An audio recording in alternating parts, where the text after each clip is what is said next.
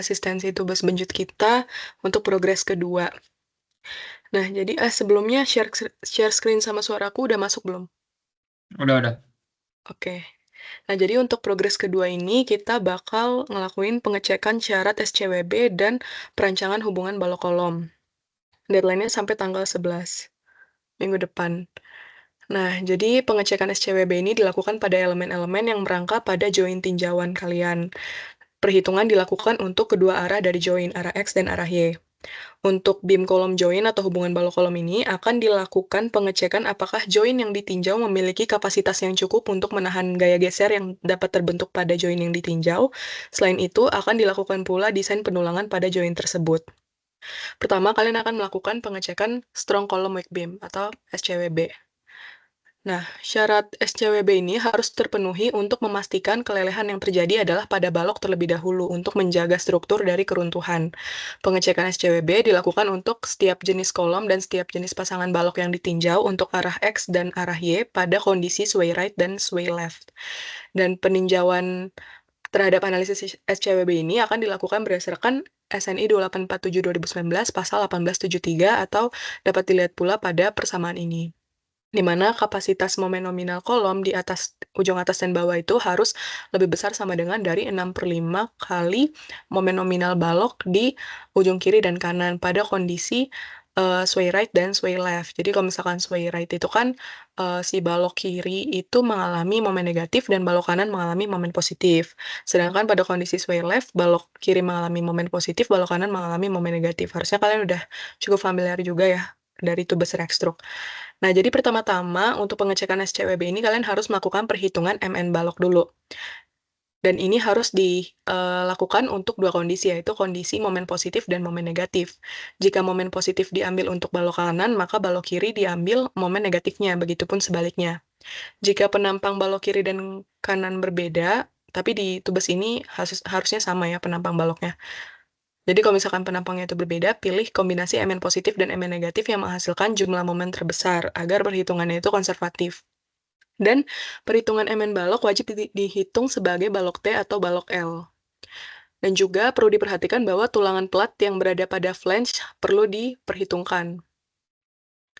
Nah, jadi dalam tahapannya harus memperhatikan ketentuan terkait batasan dimensi lebar sayap efektif untuk balok T. Kalau misalkan balok T itu berarti lokasi sayapnya ada di kedua sisi balok. Maka lebar sayap efektif di luar penampang baloknya harus diambil sekurang-kurangnya 8H atau SW/2 atau LN/8. Namun untuk kasus balok L, itu lokasi sayapnya hanya ada di salah satu sisi balok saja. Itu lebar sayap efektif di luar penampang baloknya harus diambil sekurang-kurangnya di antara 6H atau SW/2 atau LN/12. Bisa dilihat juga pada gambar ini. Dan ini gambar yang di bawahnya ini untuk kondisi momen positif dan momen negatif. Jadi kalau misalkan momen positif tuh compression zone-nya itu ada di bagian atas, dan momen negatif itu compression zone-nya ada di bagian bawah dari penampang baloknya. Nah, jadi pertama untuk kasus momen positif, cek terlebih dahulu compression zone apakah lebih besar dari tebal plat atau tidak. Nah, untuk kasus ini tuh ada dua kasus ya. Jadi ada kasus pertama, compression zone-nya kurang dari tebal plat. Nah, ini dikategorikan sebagai balok T atau balok L palsu. Untuk perhitungan momen nominalnya, kayak biasa, kayak analisis balok biasa. Waktu tubes beton, harusnya kalian udah familiar. Jadi hitung lebar dari si baloknya itu sama dengan lebar efektifnya. Selanjutnya kalian bisa hitung kontribusi tekan dari betonnya, kontribusi tarik, dan tekan dari tulangannya juga. Oh ya, perlu diperhatikan untuk kondisi momen positif ini, si tulangan atas dari baloknya itu tuh kontribusinya cenderung kecil ya, karena dia itu nggak terlalu signifikan gitu dalam memberikan tahanan terhadap tekan. Jadi bisa diabaikan sebenarnya, tapi tulangan platnya perlu diperhitungkan juga. Nah, lalu selanjutnya kalau kalian udah menghitung kontribusi tarik dan tekan dari beton dan juga tulangannya itu, kalian bisa melakukan pengecekan regangan masing-masing tulangan, apakah tulangan sudah leleh atau belum. Kalau misalkan sudah leleh, berarti tegangannya itu sama dengan tegangan lelehnya, namun kalau belum leleh bisa dihitung dengan regangan si tulangannya itu dikali dengan modulus elastisitasnya. Untuk perhitungan momen untuk kasus pertama ini, bisa seperti analisis balok otak biasa aja. Kemudian kasus kedua ini kalau misalkan compression zone-nya ini lebih besar dari tebal platnya. Nah, ini dikategorikan sebagai balok T atau balok L asli. Jadi, diasumsikan beton itu terpisah antara flange dan webnya, sehingga untuk perhitungan kontribusi tekannya itu terbagi dua rumusnya, ada untuk flange dan untuk web. Selanjutnya dapat ditinjau gaya masing-masing tulangan, ada kontribusi tarik dan tekannya, lalu dicek apakah regangan masing-masing tulangan sudah mencapai kondisi leleh atau belum. Seperti yang tadi sudah dijelaskan, selanjutnya cek keseimbangan untuk kontribusi tekan harus balance dengan kontribusi tariknya sehingga dapat diperoleh nilai A atau compression zone yang sesuai gitu. Selanjutnya dapat dihitung nilai momen nominalnya.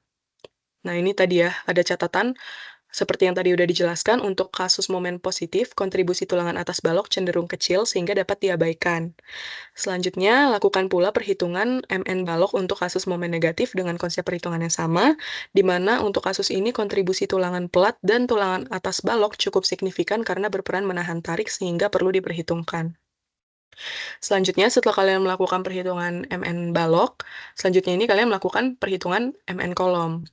Penentuan MN kolom dilakukan dengan menggunakan software SP Kolom, di mana pertama-tama kalian harus input data material, penampang, dan tulangan kolom sesuai hasil desain elemen kolom yang telah dilakukan di Progres 1 kemarin. Kemudian input kombinasi nilai beban aksial, momen untuk arah X dan Y-nya untuk kondisi PU maksimum dan minimum yang dipikul kolom. Dan ini udah kalian lakukan juga, diambil dari ITAPS. Nah, kemudian dari hasil analisis SP kolomnya, dari kurva PMM-nya, ambil nilai MN kolom yang terkecil. Nah, jadi perlu diperhatikan untuk pengecekan SCWB ini dilakukan untuk setiap jenis kolom dan setiap jenis pasangan balok yang ditinjau untuk arah X dan Y pada kondisi sway right dan sway left. Boleh dilanjut, San? Oke, berikutnya kita lanjut ke desain untuk beam column join. Udah kelihatan kan ya share screen-nya? Udah. Oke, jadi untuk setelah ngecek bahwa persyaratan SCWB itu udah memenuhi, bisa dilanjutin buat ngedesain terkait joinnya. Jadi yang pertama, buat desain beam kolom join atau hubungan balok kolom atau singkatnya HBK, kita pertama nyari dulu gaya dimen geser dari join tersebut. Nah, jadi pada umumnya geser join ini nanti bisa mempengaruhi ukuran kolom yang merangka ke join tersebut. Nah, jadi untuk perhitungan dimen geser, pertama bakal kita hitung dulu gaya geser yang bisa terjadi pada kolom, di mana karena kita itu mengharapkan terjadi kelelehan pada elemen itu ada di balok dulu, jadi kita cukup ngambil geser kolom itu sebagai nilai yang mungkin terjadi, nilai geser yang mungkin terjadi pada kolom ketika momen di balok itu mencapai MPR. Jadi bisa didapatkan sebagai berikut ini untuk nilai geser kolomnya. Jadi ada dipengaruhi dari MPR untuk balok di kiri dan kanan, dan juga dari gaya geser yang terjadi pada balok kiri dan kanan ketika terjadi MPR tersebut. Nah, setelah udah kita dapat gaya geser pada kolom, terus kemudian gaya geser horizontal pada join itu kita bisa dapetin sebagai equilibrium dari gaya horizontal di join. Nah, untuk menghitung geser join ini, kita mengasumsikan bahwa tulangan longitudinal pada balok itu mencapai uh, gaya sebesar 1,25 ASFV prime FK untuk tulangan tekan dan 1,25 AS aksen FV untuk tulangan tekannya. Nah, berikutnya untuk kita juga mengasumsikan bahwa nggak ada gaya aksial yang bekerja pada balok, sehingga untuk persamaan kesetimbangannya menjadi sebagai berikut ini. Jadi untuk V geser dari join untuk arah horizontal itu sebesar uh, gaya tarik akibat tulangan pada balok di sebelah kiri itu ditambah gaya tarik akibat bal tulangan balok di sebelah kanan dikurangi dengan uh, gaya geser yang terjadi pada kolom seperti yang bisa dilihat di gambar berikut ini. Jadi karena untuk gambar yang bawah ini, jadi misalnya uh, kita mau menghitung di bagian bawah ini. Jadi karena nilai dari tarik dan tekan itu akan sama mencapai uh, untuk equilibrium, maka uh, bisa dihitung langsung. Jadi dari TPR yang kiri ditambah TPR yang kanan dikurang V kolom yang di arah sebaliknya ini.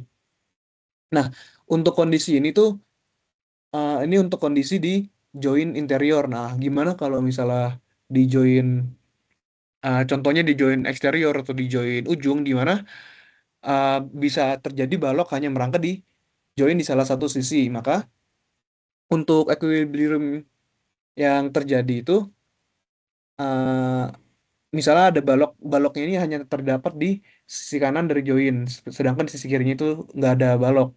Jadi untuk gaya geser joinnya itu hanya dari T-nya itu hanya dari balok yang sebelah kanan. Jadi udah nggak ada yang tadi seperti tadi CPR atau sama dengan TPR yang dari sebelah kiri dikurangin V kolom.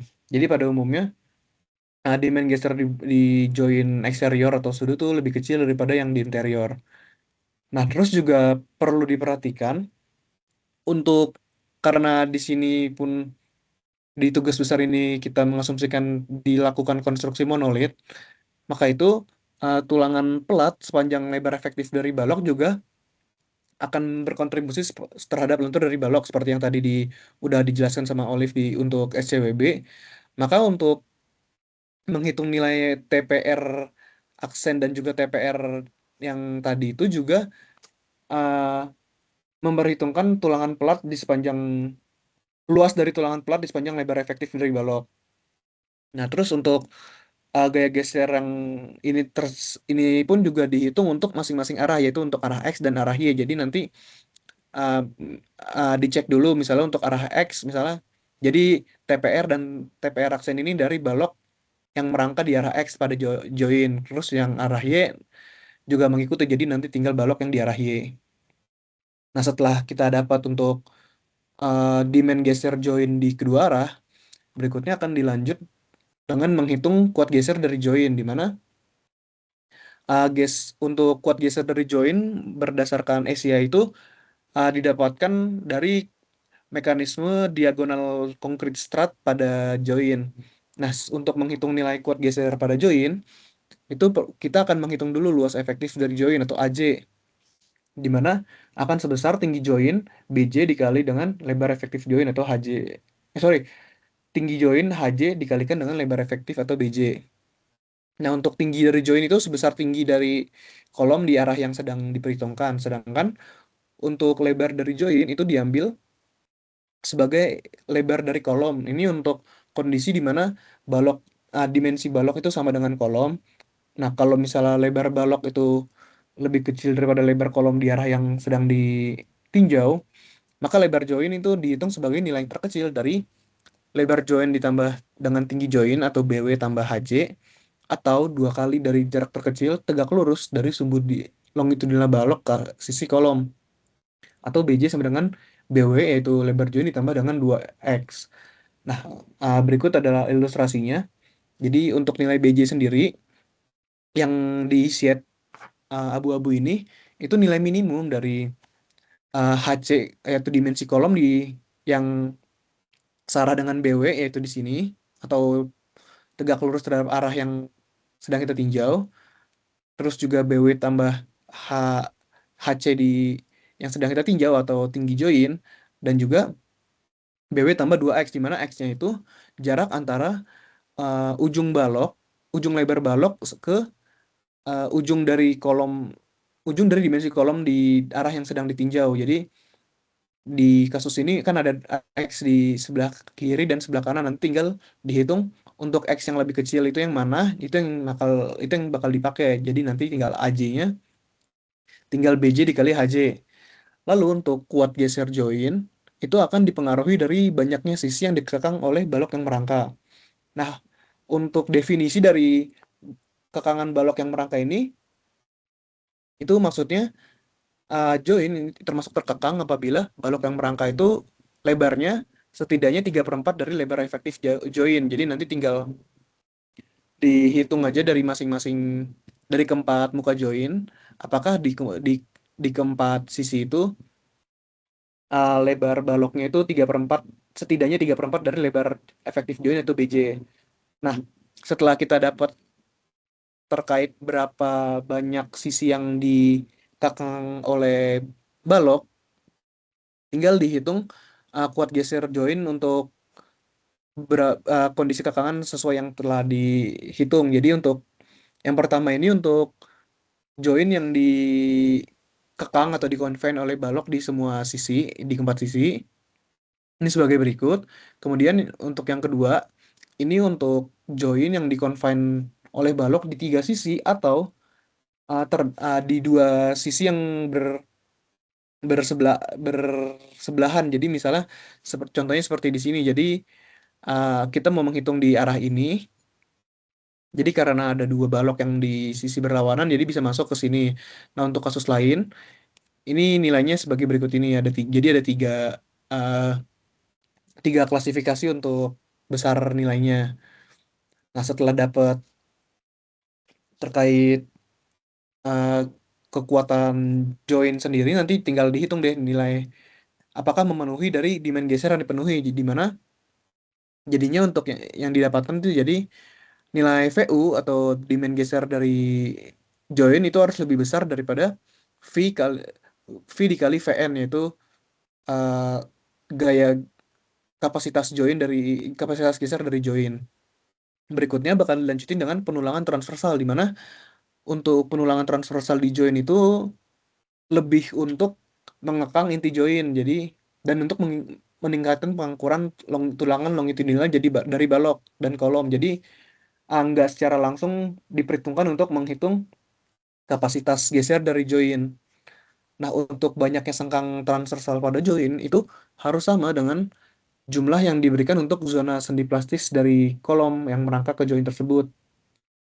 Jadi untuk terdapat beberapa syarat, yaitu yang pertama syarat confinement. Ini sama kayak untuk kolom SRPMK, yaitu di pasal 18.831 terkait uh, tulangan transversal itu dari apa aja, terus ujung dari sengkang, lalu dan lain-lain. Termasuk dari spasi antar batang longitudinal di join juga harus memenuhi persyaratannya. Terus juga ada persyaratan tentang spasi tulangan transversal di join, itu sama kayak juga kayak di kolom. Lalu untuk luas tulangan juga sama. Nah, apabila pada join yang pada join yang sedang ditinjau itu balok yang merangkai itu uh, balok yang merangkai itu di keempat sisi join, maka untuk kebutuhan luas tulangan transversal pada join itu boleh direduksi menjadi setengahnya. Jadi setengahnya dari luas tulangan transversal yang ada di sini nih. Nah, lalu juga untuk spasi maksimum tulangan transversal join itu diperbolehkan naik dari misalnya yang di sini uh, pada umumnya kan bisa kurang dari 150 ya, mungkin sekitar 100 mm untuk tulangan transversal. Itu bisa dinaikkan menjadi 150 mm untuk sepanjang H terkecil dari balok yang merangkak. Nah, kalau misalnya udah memenuhi semua persyaratan penulangan transversal ini, uh, kurang lebih udah selesai sih untuk desain terkait beam column join ya. Nah, dan berikut juga terkait materi untuk tugas progres 2 tugas besar ini.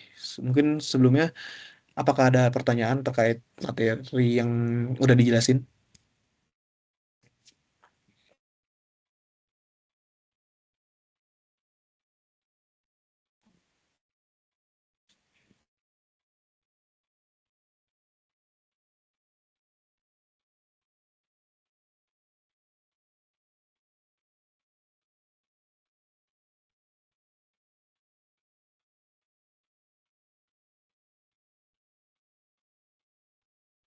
Kalau misalnya ada pertanyaan dari progres satu yang juga sedang dikerjakan juga nggak apa-apa ya.